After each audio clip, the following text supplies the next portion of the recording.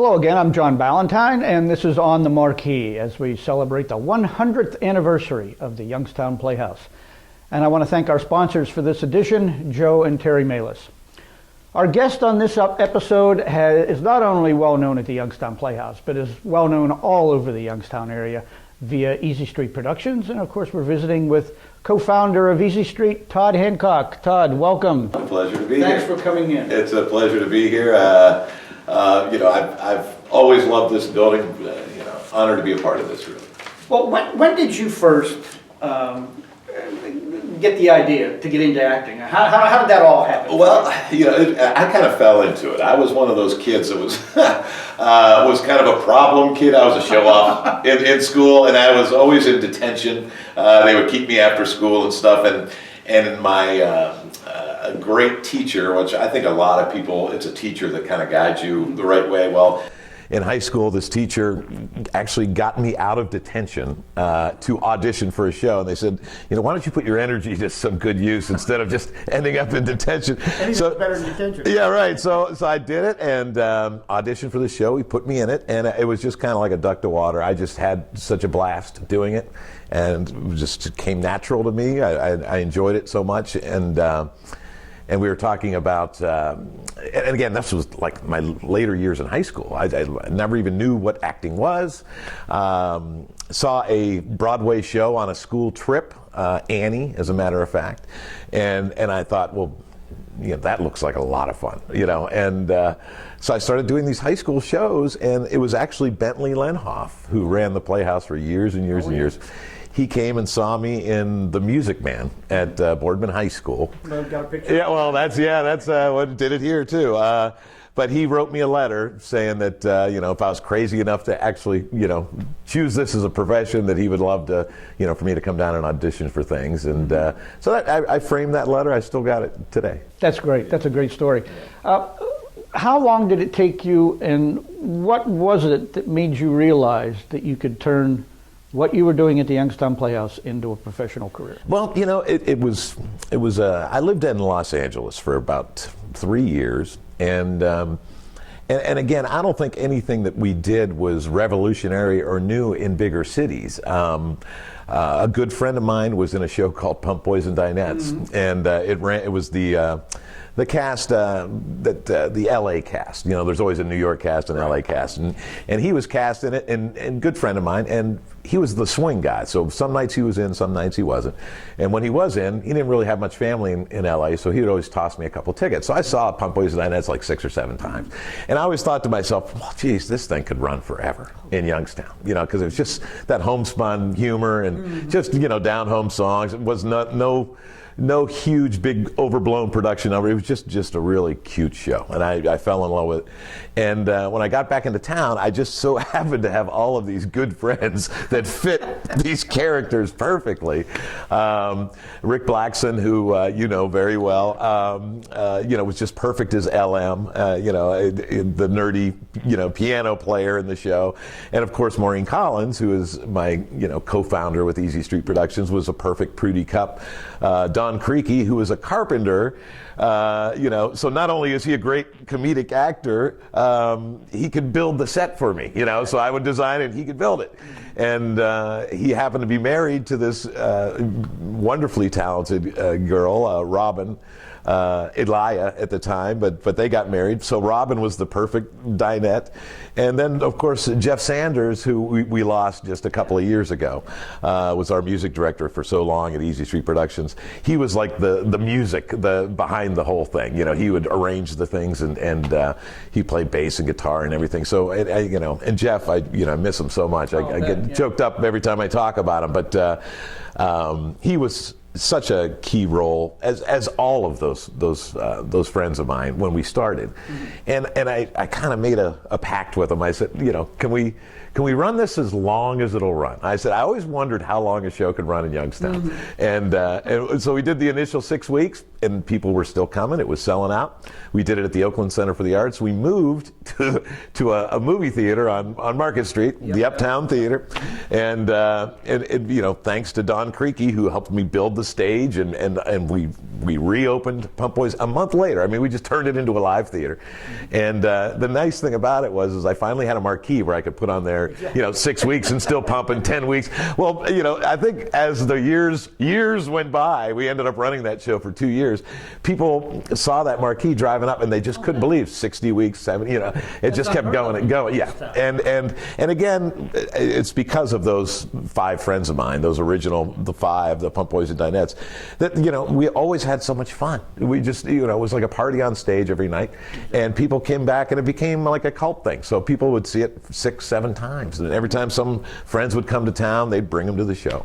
So it was just a wonderful time. And you ran exactly how long was that now? A couple of years. It was 2 years. We actually closed it. It was still selling out. We wanted to do other shows.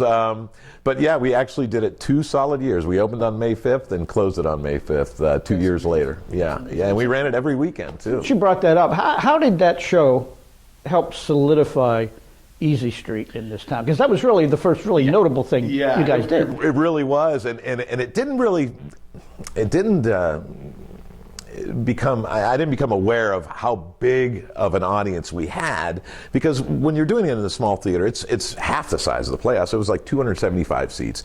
We had the balcony upstairs, which was our dressing room, but basically we were just throwing costumes over the chairs up there, because it was a movie theater. And so we had 275 seats, and it would sell out most of the time.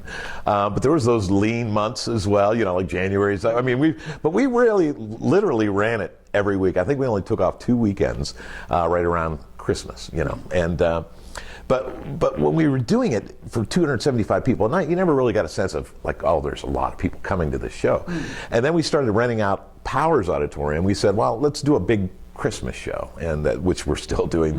We just did our 31st version of it, Miracle on Easy Street. So I remember renting out Powers Auditorium, and I walked into this huge theater, and I was just like, oh my goodness, I wonder how many people are going to come to this thing. And sure enough, 275 people over the course of 2 years adds up. And so we started doing these bigger shows at Stamb Auditorium and Powers Auditorium, and thousands of people would show up. And so it came clear pretty quick. I mean, we did 5 years at the Uptown Theater, and sadly, the owner wouldn't sell us the building. That's sad. Yeah, and we left, literally, I think it was 25 years ago about now, and to this day, it's still, I drive by it, I just, it's sad because no one ever took it over. It's just sitting there. And it's a shame because the stage is still in there, the light grid, I left it because I assumed he would come to his senses someday and say, okay, you can have it, but he just wouldn't sell it.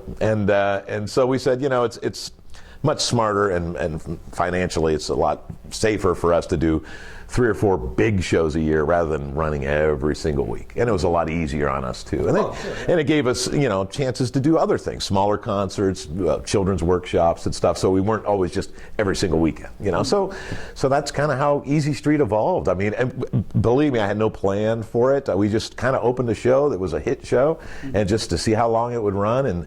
And like I said, years later, I'm still seeing how long I can run. Now, you did a lot of shows here. Yeah. Well, not as many as, like Maureen, I grew up here. And I'm kind of jealous about that because my parents did not know theater at all. They're both from Kentucky and Tennessee, and I think they may have seen like my old Kentucky home or something like that. But theater was not on their radar. They never took me to any shows or anything like that.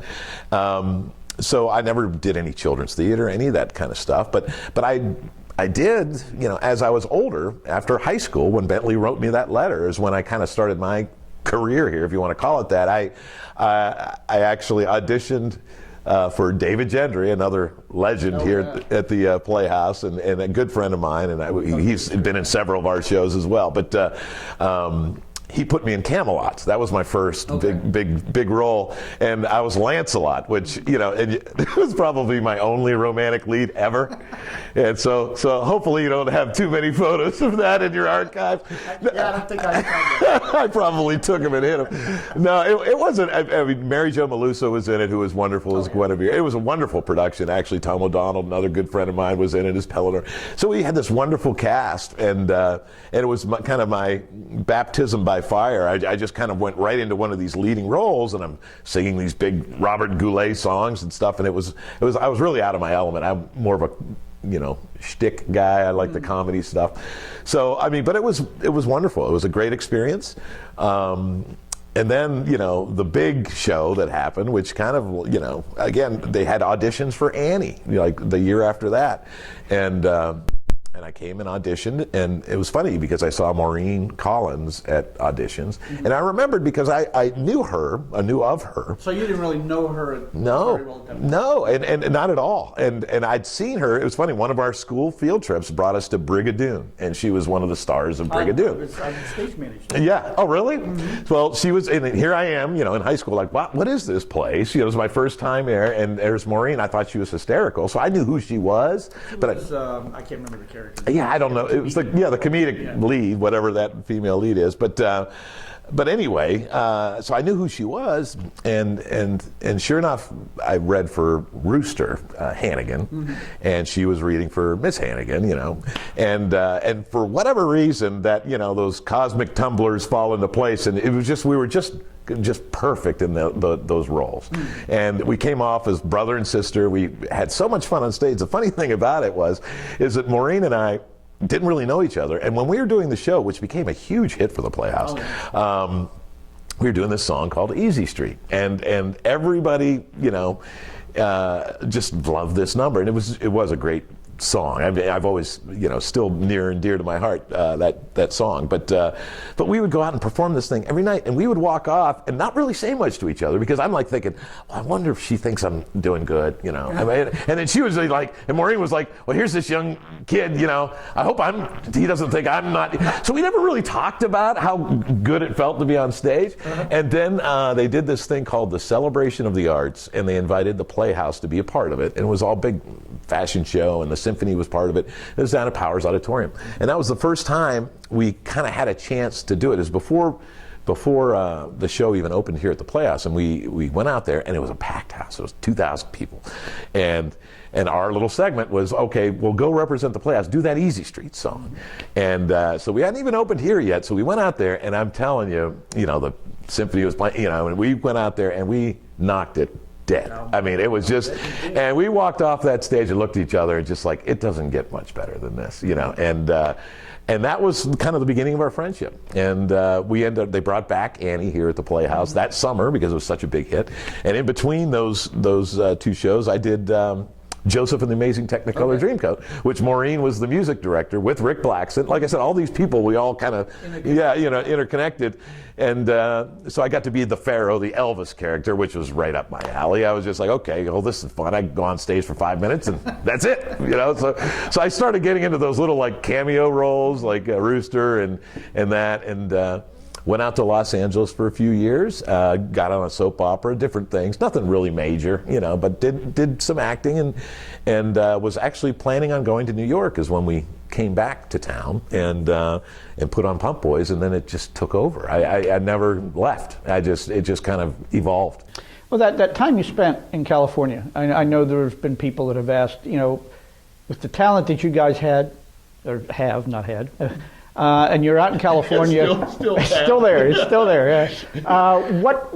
What suggested you coming back to Youngstown rather than staying out there where you could get plenty of work probably? Well, and this is going to sound strange, but it was the weird thing that happened to me when I went out to Los Angeles, and I've told this story, people laugh, but people always told me I looked like Kevin Bacon. And so when I went out to Los Angeles, Footloose just came out like the month that I moved out there.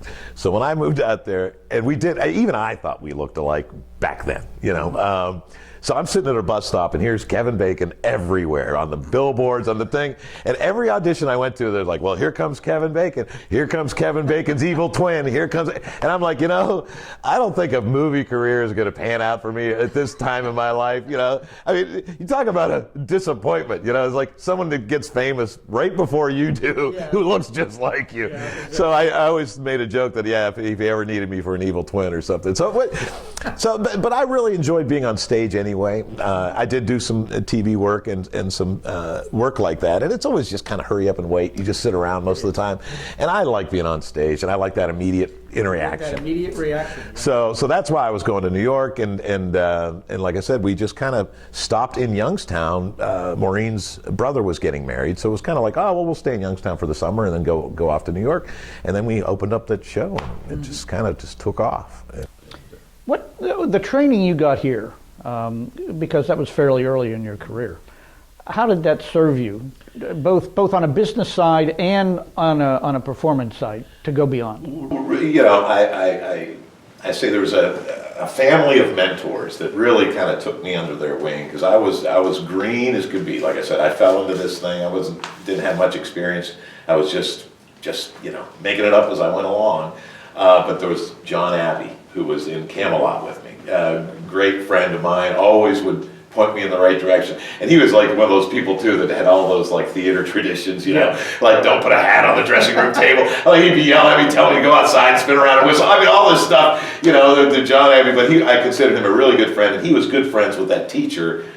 William Dykins was his name, that pointed me in the right direction to go. So they were good friends. So he kind of, Bill Dykins would say to John, like, look out for this kid, you know. And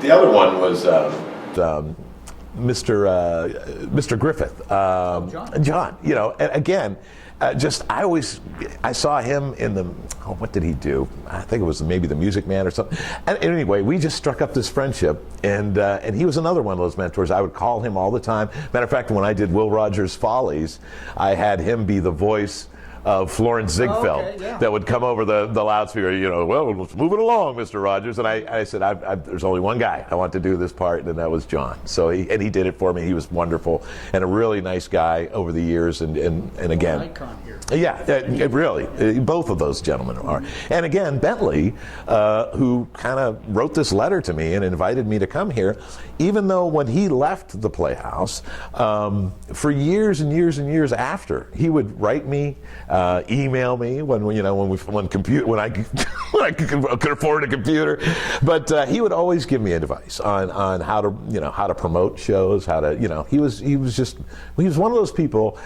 that, and again, I've always tried to keep this philosophy too, is that there's no such thing as competition in theater. Right. I mean, we're all in it together, and the more people that come to my show, that just means they're going to go see something else next week. Yeah. No one's going to come to my show every week. Every theater caters to a different audience. And Bentley understood that, and unfortunately, a lot of people back then when we were getting started They didn't want to like collaborate together and things like that. Which, thank goodness, it's all kind of evolved into that, especially over the last 5 or 10 years.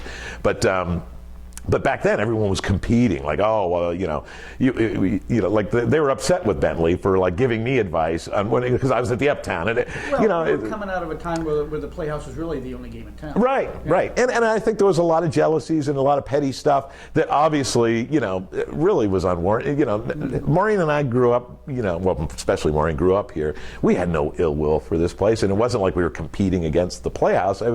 We just were doing our own thing, and.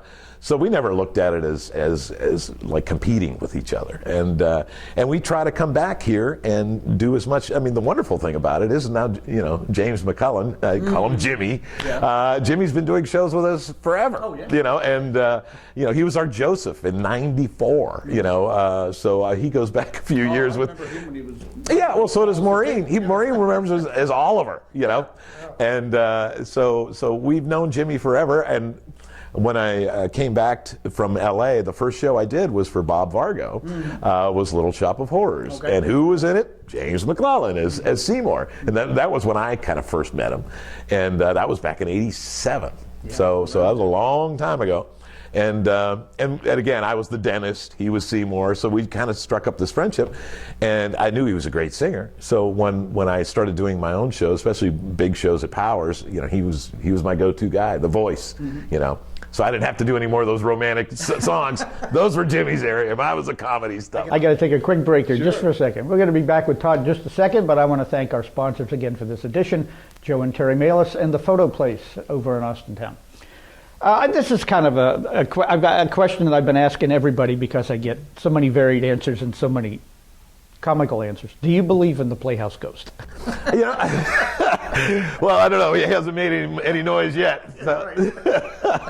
But it's funny. I mean, you know, when you talk about it, it's every theater I've been in, someone refers to a ghost in it. Mm-hmm. You know, like some old actor that must have died and is still hanging around, you know, waiting for his big break or something. They got one at Powers, you know. So I, you know, sure, I believe in it. If you say no, then something, a lamp will fall on me or something.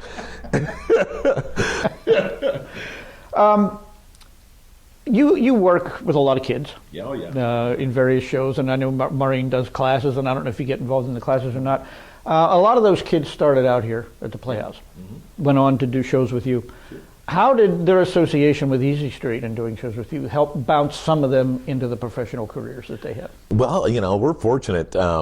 We actually started the Easy Street Little Rascals, and this is more Maureen's game than it is mine. I mean, that's her passion, that's her love, is working with kids. But we pretty much started because so many kids wanted to be in the shows, and there just wasn't enough outlets, and so we started doing more and more kid-oriented shows. The Christmas show, we started adding kids to it. So now, all of a sudden, we had this big show where we started using 30 kids. Okay, well, if we do 2 casts, then we could use 60 kids.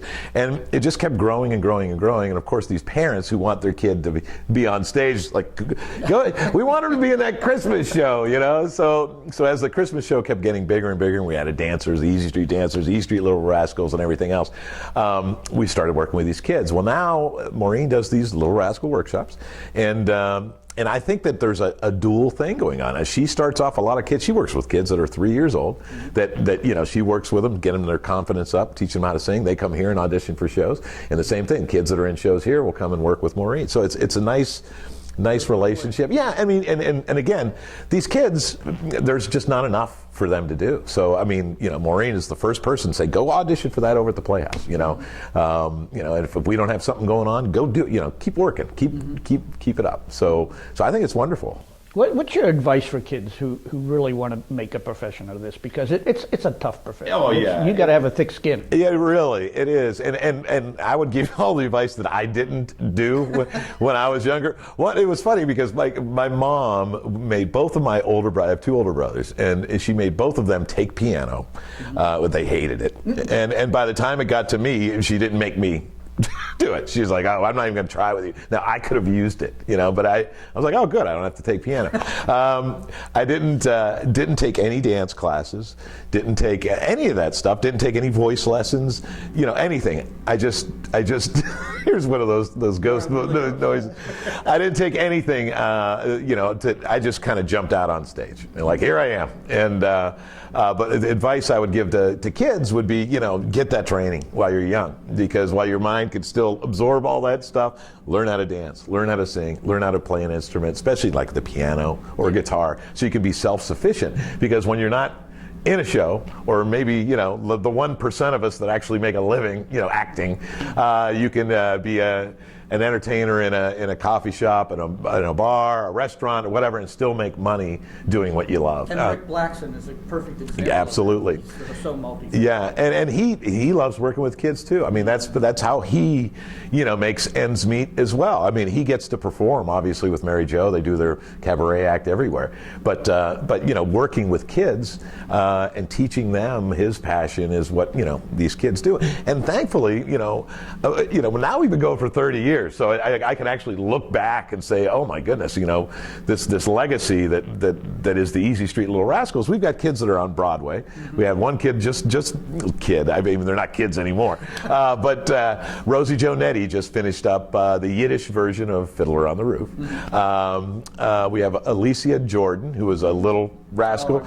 Yeah, she's just wonderful. She was in her first show with us. She was in Annie. Went a little before she could even really read that well, but she could sing like a dream. You know, so we kind of, you know, we were lucky enough to mentor these kids, and now they're on Broadway tours. They're in, you know, they're on cruise ships. A lot of our dancers, the Easy Street Dancers, and I can't take any credit for that. That's Megan Cleland. These dancers go on to work on cruise ships and Broadway tours and in LA and New York and Chicago. So we've got little pockets of people over the past 25, 30 years that have grown up with us that are making a living. And that's got to be gratifying. Oh yeah. absolutely. You've been able to help these people. Oh yeah, and you know, I mean, and what's nice is I get to invite them back. So now I'm in that position now where we're doing these big concert style shows with the Youngstown Symphony. So we partner together. It's kind of like a dual collaboration. We have Randall Fleischer who comes in and handles the music end with the symphony, and I get to direct these big musicals. And we did Guys and Dolls so far, which starred one of the other Playhouse legends here is John Cox, another good friend of mine. So we got to do Guys and Dolls. We just finished up South Pacific, and on both of those shows we brought Alicia, Jordan now, she was Shoot Trump when she was but Alicia, starred in both of those. We brought Natalia Lepore-Hagen back into town. She was in Guys and Dolls.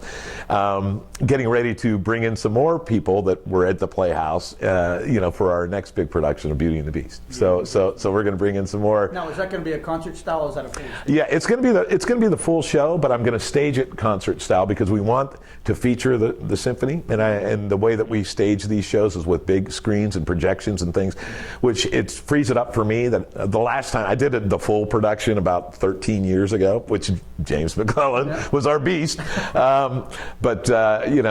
did that with the full rotating castle I got from New York and the costumes and everything. I mean, it was a huge production and a big hit down at Powers Auditorium. Now that we started doing these concert style shows with the symphony, I said, well, I would like to do that show again, but without the castle. Yeah. I mean, it was just, this thing was massive, and it was just that's a heavy technique. Oh my gosh. So I'm like, okay, we can do the costumes, we can do it's still going to be a lot of work, but it's to take that element out of it, put the band on stage and do the projections, even I don't even have to rent flies anymore, which is, I'm trying to stay on that cutting edge of where theater is going, and the old backdrops and stuff that's disappearing. And good, because a lot of those backdrops were painted in 1940 and they still rent them out. So yeah, it's nice to take this new technology and try to that's what keeps me creative. Right. Now, we've talked how far back you go in the Playhouse and how things were then. Yeah. How have you seen the Playhouse change and evolve from when you started to what it has become now? Well, I think it's had, like everything, it's had its, highs and lows. When we were doing shows back in the day, when I was in, Annie, Joseph, then Annie again, Little Shop of Horrors, Camelot even was the first show, but all of those shows were all completely sold out. And I remember Bentley used to have these folding chairs that that even when it was every seat was sold, and that was back when they sold the balcony too. It was legitimately sold out. He would set up little chairs in the aisles, or people would stand across that back row. That's how popular the shows were, and a lot of that had to do with Bentley because he was just such a good businessman. And I think that their season subscriptions were so high that you can open a show and it's pretty much guaranteed it would be sold out. But the fact that we were putting on really high caliber shows back then too, so you got that walk-in thing that just made it a big event, and I was so happy to be a part of it. Now, when I went out to Los Angeles and 3 or 4 years went by and I came back, I could tell a big difference.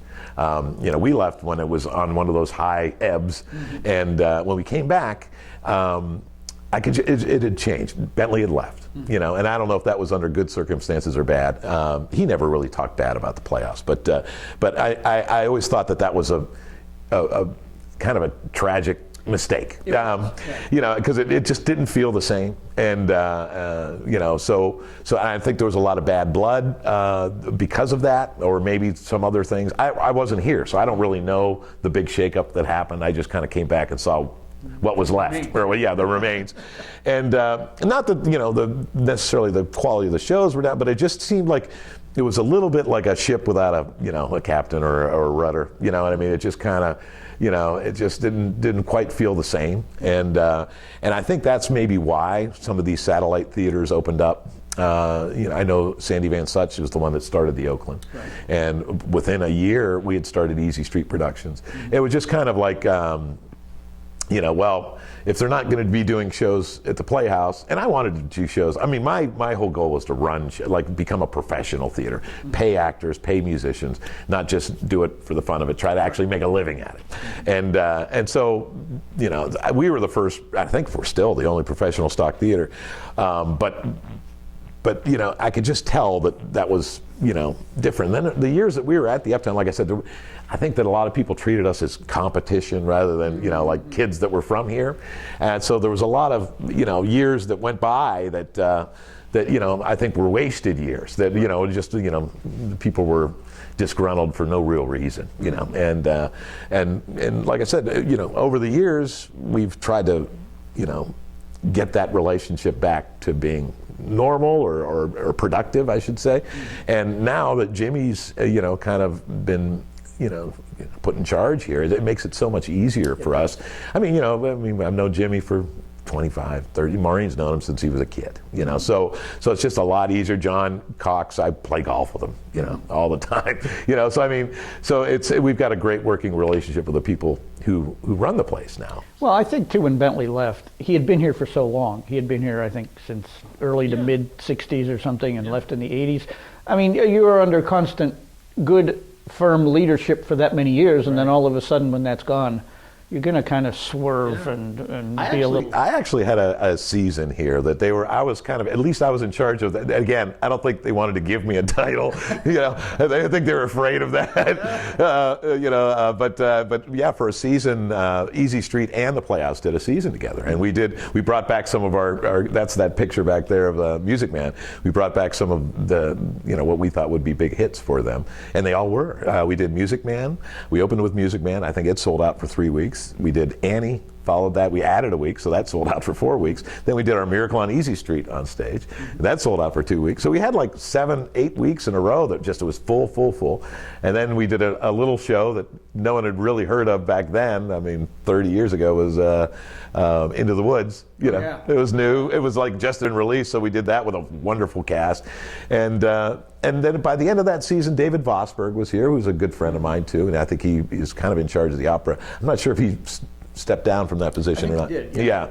I know he was having some health issues too, but a good friend, So he was kind of in charge of the place. They brought him in the same year they brought me in. It was almost like too many cooks in the kitchen type thing. So I mean, we left very, it was fine, But I was always kind of a little bit feeling like it was unfinished, like I wanted Maureen to start taking over the youth theater and just doing bigger and bigger shows. But then, like I said, we ended up, David took over the place, and I just said, well, let's just keep doing what we're doing. And so that's what we did. And that's probably the way it's. Oh yeah, it worked out. Yeah, and like I said, I think everything, has fallen into place. I mean, I couldn't ask. I mean, people, when I go visit my friends out in LA and stuff like that, they're just like, how are you still doing theater in Youngstown, Ohio?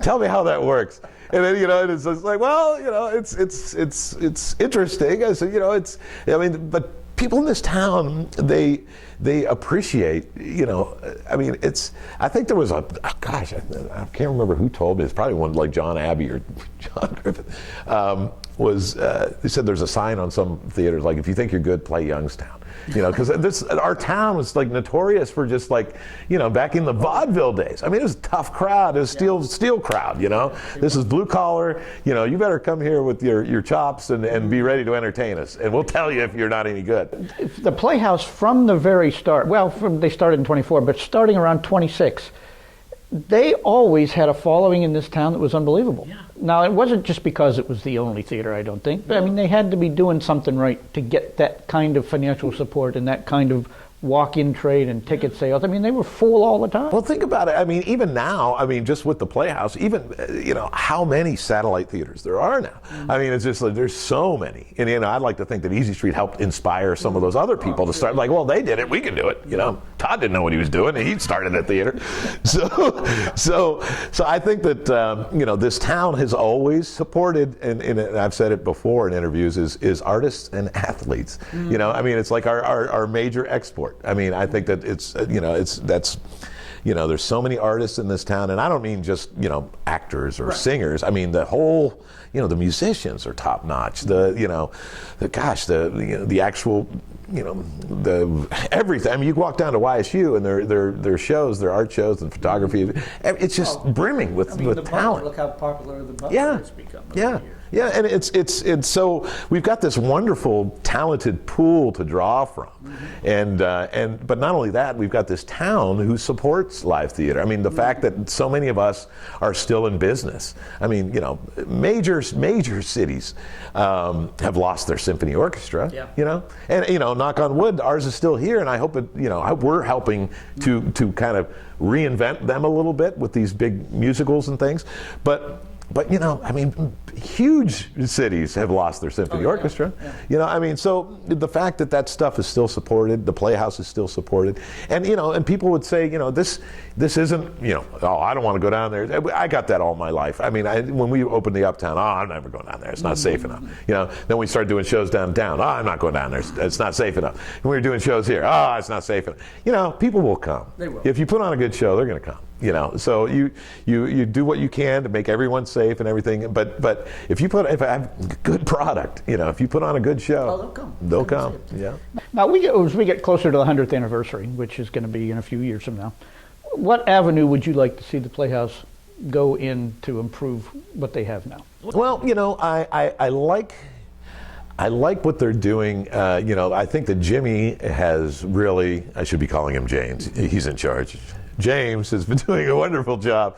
I like when they go after new titles and things like that, because that's what I kind of was cornering the market on that for a long time, because we didn't really plan a whole season out. Now, I know with a community theater you have to plan your whole year out, but Jimmy hasn't been afraid to, hey, let's lose this one from the season. Let's pick up this new title or a different, I think they did that with Mamma Mia. It wasn't on the thing, but all of a sudden it became available. Let's grab it. Boom, big hit for the Playhouse.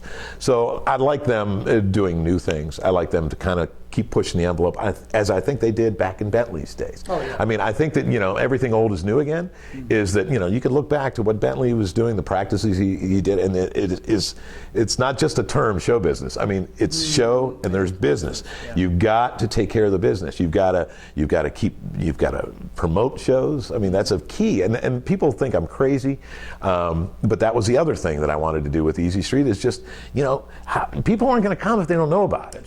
So I put it on TV. I put it on radio, full page ads in the paper. It's just like, you got to make people excited about this, and I know the Playhouse is starting to get into that more. They've started doing billboards and stuff. So I like to think that they're taking a little cue from me. It's like, well, Todd puts his face everywhere. Maybe we should put up out there too. But it helps. You've got to get people excited about it. In this town, you've got to hit them over the head 10 times before they'll know what's going on. So they might see it in the paper, they might hear it on the radio, they might see it on TV, and they get a postcard in the mail. Oh, you know what? There's a show. I mean, by then, maybe it sinks in. But that's just the nature of the beast. This next question is kind of a double-edged question. You couldn't perform in the Christmas show last year. Now this won't be seen now for till we get closer to the 100th, but still. You weren't able to perform in the Christmas show. Thank God you're doing better now. Yeah. How did that had to be killing you? That had to have been absolutely killing you. And where down the road now do you see Easy Street going? It's funny. I guess you can't go through some of those things without kind of re-examining your life a little bit. It was the first Easy Street show I ever saw, because I had to sit in the audience, and it was kind of killing me. I was just, a little antsy, like sitting in my seat, like, I want to be up there. But the nice thing that it taught me, going through that, and it actually, everyone said it couldn't have happened at a worse time. Boy, right before, I mean, this was literally a week before the Christmas show that my doctors told me I had to have heart surgery, and you're not getting up on stage, and da-da-da-da, and this and that. And everyone's like, oh, it couldn't have happened at a worse time. But the more that it settled in, and I tried to keep it a secret too, because I didn't know what to say. Then I was like, well, I'm going to have to announce that I'm not in this show, because then my doctor even said, he goes, well, Todd, if you don't say what's going on, then people are there's rumors are going to start. Oh, yeah. And he goes, that's worse than just telling people. Yeah. So, and a very good friend of mine, Robin, who was in Pump Poison Dinette, she goes, Todd, don't hide it. She said, just let it out. tell people, she goes, you'll be amazed on the response. She goes, that, this town, will give you. And, I don't think you know how many people, and she was right. I was kind of, now I'm getting choked up, but the town really kind of threw its arms around me, and there was a big, huge swell of support in the local news. I mean, I was a story on TV. I couldn't believe it. I was like, wow, geez, oh man, I'm headlining the news. Wasn't a good, not exactly how I wanted to be headlined, but it was really, it was humbling,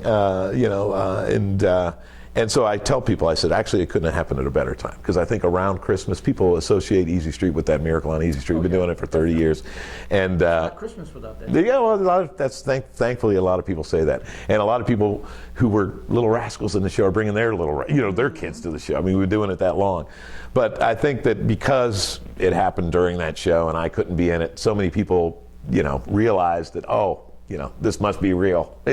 Todd has never, and I never missed a show, ever. Even in Pump Boys, and I could say that about all of my castmates at Pump. We never missed a point. We had people that could stand in if we wanted to. We never missed a show, ever. I mean, I don't care how sick I am, I drag myself out there. And I almost went out there, this one too, just to do Grinch or something, where it's like, yeah, no, let's just, you go sit in the audience and just sit this one out. So it was tough, but it was really, it was a wonderful kind of experience to go through it. Now, what it taught me is that, one person doesn't make anything. I mean, the nice thing about Miracle on Easy Street or Easy Street Productions is there's so many working parts in this thing that you take me out, you take Maureen out. I mean, obviously we don't want to be taken out, but it's still, the show went on, and people loved it. Got standing ovations every night, and including me. I was down there standing. So I like to take more of a, which I'm doing now with these symphony shows as well, is I'm directing more than rather than just being in everything. I just directed South Pacific, and I wasn't in it. Someone pointed that out to me. Wait a minute, this is the first Easy Street show that you and Maureen aren't in. What does that go? So I'd like to see more of that. I'd like to do more directing and things, and more collaborations. Playhouse, symphony. Let's get everybody working together. I'd like to take over a role maybe at the Powers Auditorium, something like that. Where I could be like what Jimmy does here, and start bringing in more shows and take on more of a producer role instead of being in everything, so that's, and again, I think that Miracle, I would love to see Miracle on Easy Street just continue. I told Maureen, I said, it'll probably be, I'll be rolling out in my wheel. It's the most wonderful time of the year, folks, so take it away, gang, and then just.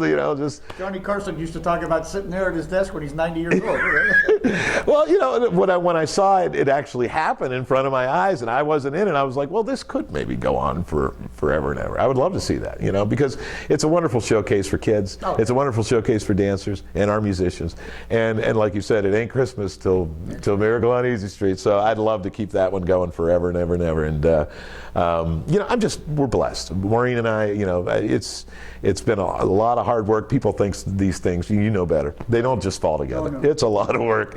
And when you get something that you're really proud of, it's so rewarding. Because a lot of times it's not the money, because you don't make the money. A lot of times I've lost money putting on shows, and I just worked the last 8 weeks of my life, and it cost me money, but I'm one of those lucky people that is doing what they love, and it's my job, and a lot of people get up and they go to work and they hate their job. I love my job. So Todd, I think we're out of time, but I want to thank you for coming in, and the best to you.